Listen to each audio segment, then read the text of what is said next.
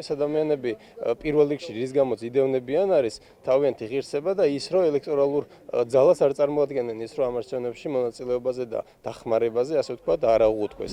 გელაგელაძის თანამშრომლები ქართული ოცნების სასარგებლოდ საარჩევნოდ ხმების ნადირობაში არიან მხილებულები. შიდა ქართლის პოლიციის მაღალჩინოსნები ქუჩა-ქუჩა დადიან და მოქალაქეებს ივანიშვილის გუნდის სასარგებლოდ ხმის მიცემას აიძულებენ. წინააღმდეგ შემთხვევაში მათ მრავალწლიანი პატიმრობით ემუქრებიან. პოლიციელები არიან ჩართულები, რომლებიც ოცნების სასარგებლოდ თხოვდნენ არჩევნებში მონაწილეობა. რა თქმა უნდა, რომ ერთ-ერთი მიზეზი და უმთავრესი ეს მიზეზი არსებობს.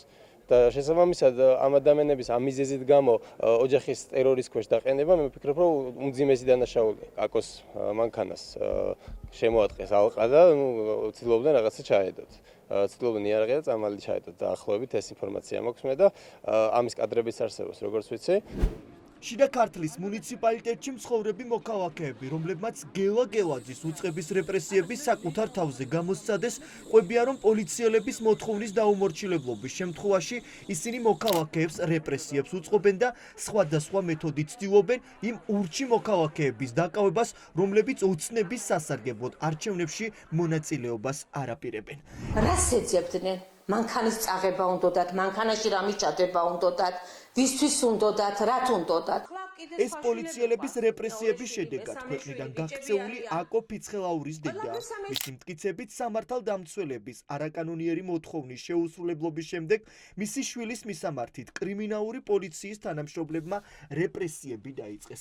იძულებით ემიგრაციაში წასული კაცის დედა ყვება რომ გვიან ღამით მისი შვილის ავტომობილში პოლიციელები ცეცხლსასროლი იარაღის ჩადებას ცდილობდნენ. კრიმინალიზაცია რო არ ჩართულიყო რას აპირებდნენ და რაღაცას ჩადებდნენ მანქანაში. ან იარაღს ჩადებდნენ, ან რაღაცას ჩამიდებ და დილით შემიშვილის როქსე იქნებოდა. 4-ის ნახევარზე რა უნდა პოლიციელს მანქანაში და უსირცხვილოდ გარბის ამხელა ქუჩაზე და მისდევს 4 პოლიციელი. და მე კრიმინალი შვილი და მე ოჯახის წევრები მივდევთ პოლიციელებს. გავხსენით კამერები მეზობლებმა მოგცეს. ბოლო კამერა სადაც მანქანა უყენია, სადაც აჩერებენ და სადაც გადმოდიან და მოდიან.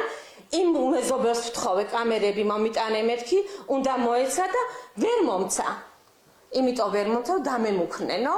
ამას მუნდირი არ უნდა ეცვას. ეს არ არის მაგ მუნდირის შესაბამისი კაცი რომ ამას ეს ეცვას. პოლიციელების სავარაუდო უფლებამოსილების გადამეტების ფაქტების ამსახველის სათვალთვალო კამერის ჩანაწერები პირველებმა მოიპოვა. კადრების დეტალურად გაშიფრის შემდეგ დგინდება რომ შინაგან საქმეთა სამინისტროს თანამშრომლები აკო ფიცხალაურის საცხოვრებელი სახლისა და ავტომობილის მიმდებარე ტერიტორიაზე რამდენიმე საათის განმავლობაში იყვნენ მობილიზებული. კადრებში ჩანს როგორ გარბიან სამართალდამცველები ქუჩაში, როდესაც მანქანაში სიგნალიზაცია ირთვება.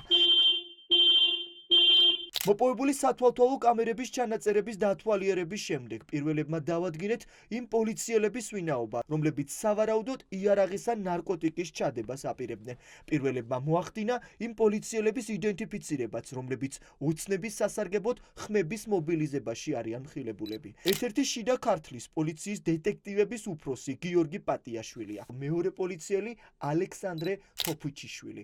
სავარაუდო დანაშაულში მხილებული პოლიციელები პირველებთან საუბრობენ იმ ბრალდებებზე, რომლებზეც ადგილობრივები ღიად ლაპარაკობენ. კამერებში არის დაფიქსირებული ეს ყველაფერი, ყველანაირი ორდერის და ყველაფრის გარეშე დაუზიანეთ მანქანა. ანუ ესე მუშაობს პოლიცია? რატომ ემუქრებოდით ამ ადამიანს დაჭრა? აბა რას აკეთებდით იქ იმ ადამიანთან? რატო გაუფუჭეთ მანქანა? რატო უკაცრავად კითხვები გვაქვს, რას აკეთებთ? უფლებამოსილების გადამეტების ფაქტებზე ქვეყნიდან გაქცეული კაცი და მისი ოჯახის წევრები სამართალდამცველების პასუხისგებაში მიცემას ითხოვენ. რას იზამს გენერალური ინსპექცია და ადებს თუ არა პოლიციელებს ხელბორკილებს, რამდენიმე დღეში გახდება ცნობილი.